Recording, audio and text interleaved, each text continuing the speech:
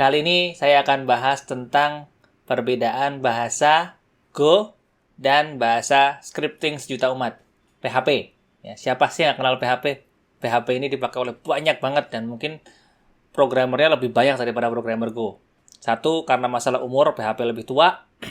Yang kedua, PHP ini ngambil niche yang paling pas, yaitu web application. Ya. Di web 2.0 kan web application itu dynamic web gitu. Jadi PHP ini pas banget pas lahir itu pas dengan startnya web 2.0. Ceritanya gitu. Oke, stop ngomong kemana-mana. Kita mulai dari perbedaan pertama. Perbedaan pertama, Go itu dikompile. Sementara kalau PHP itu ada interpreternya.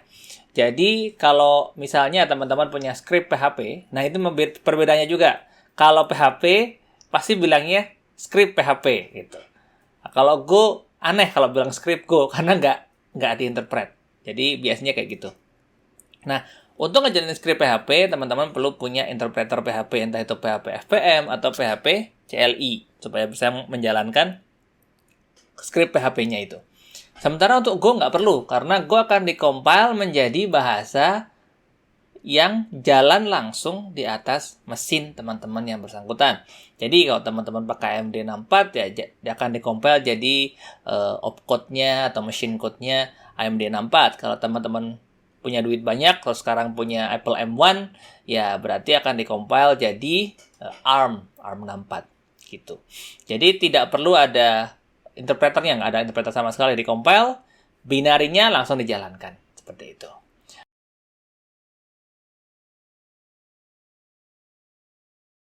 Perbedaan yang kedua. Perbedaan yang kedua, PHP itu dynamically typed. Jadi tipenya dinamis. Sebuah variabel di atas misalnya tipenya number gitu ya. Di bawahnya bisa jadi string gitu. Karena memang tidak ada pentipuan secara strict di PHP. Jadi teman-teman bisa secara gampang menambahkan misalnya depannya string kemudian ditambahkan dengan dengan huruf itu nanti jadinya apa gitu. Go itu static. Jadi kalau sebuah variabel itu tipenya integer ya selamanya dia akan integer. Kalau tipenya pointer ya selamanya dia pointer. Mungkin ketika pertama kali assign itu bisa memakai type inference. Tapi type inference itu tidak menandakan kalau Go itu dynamically type. Karena begitu udah dapat tipenya ya tipenya itu aja terus, tidak berubah. Beda dengan PHP ya, misalkan dari atas itu number, bawahnya bisa jadi string. Nah, di Go nggak bisa.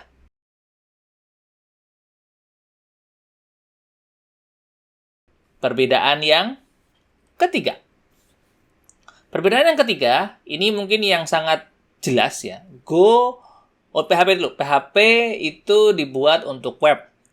Awalnya aja PHP itu PHP titik 2. PHP Hypertext Preprocessor gitu ya. Dulu namanya kayak gitu.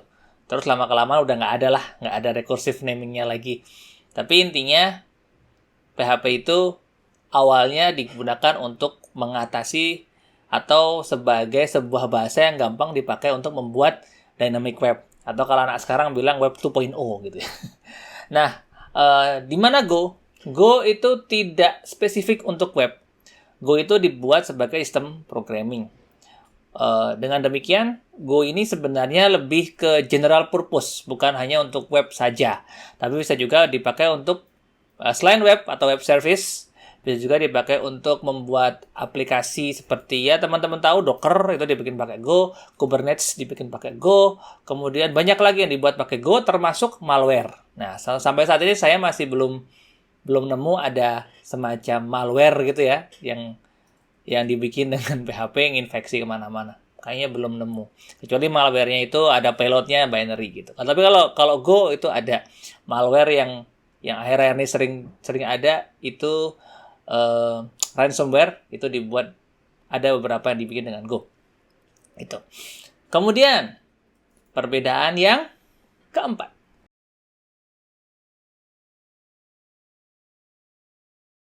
PHP itu perlu web server kayak Nginx atau Apache untuk nangkepin request HTTP dari luar.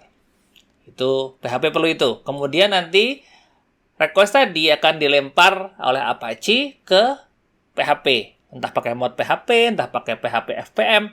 Intinya akan dilempar nanti request-nya ke situ. Di situ baru diproses dari script PHP, kemudian dibalikin lagi. Jadi PHP itu lebih mirip HTTP handler, karena dia tidak punya server. Setahu saya di PHP baru ada server, tapi itu dev server aja. Bukan server yang seperti kita inginkan kayak Nginx atau Apache gitu. Nah, di lain sisi Go itu karena general purpose, net HTTP di Go itu full server.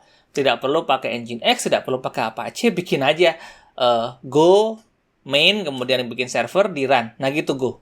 Jadi dia bukan handler HTTP, melainkan kita bisa bikin full-fledged server menggunakan Go.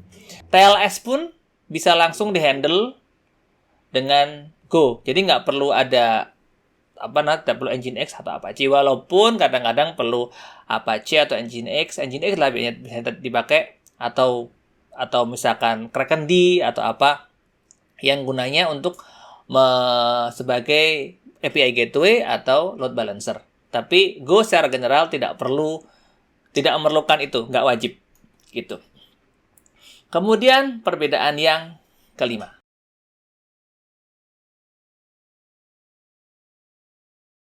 PHP itu tidak mendukung multi-threading. Konkurensi itu tidak. Jadi yang ngelakuin konkurensinya siapa? Yang ngelakuin konkurensi itu FPM dan Apache dan Nginx-nya. PHP-nya sih single thread. Dan kemudian yang nahan request-nya siapa? Yang nahan request-nya kan Nginx tadi. Gitu. Jadi PHP itu tidak ada support untuk konkurensi, tidak ada support untuk multi-threading. Ya. Sementara kalau Go punya support natif untuk multi-threading dan konkurensi. Kenapa saya bilang cloud natif? Ya karena zaman sekarang itu kan multi-core gitu ya. Dan rata-rata kalau di cloud itu kan ya kita bisa dengan gampang nambahin core dan kita bisa scale up. Nah dengan Go kita bisa pakai seluruh core-nya.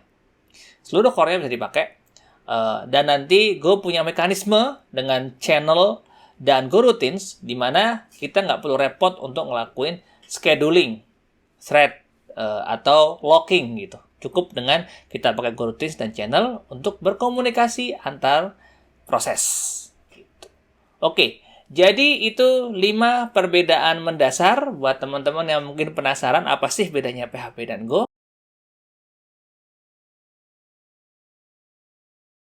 Kalau teman-teman suka dengan kontennya, jangan lupa like, subscribe, dan tekan tombol lonceng supaya nggak ketinggalan konten-konten selanjutnya.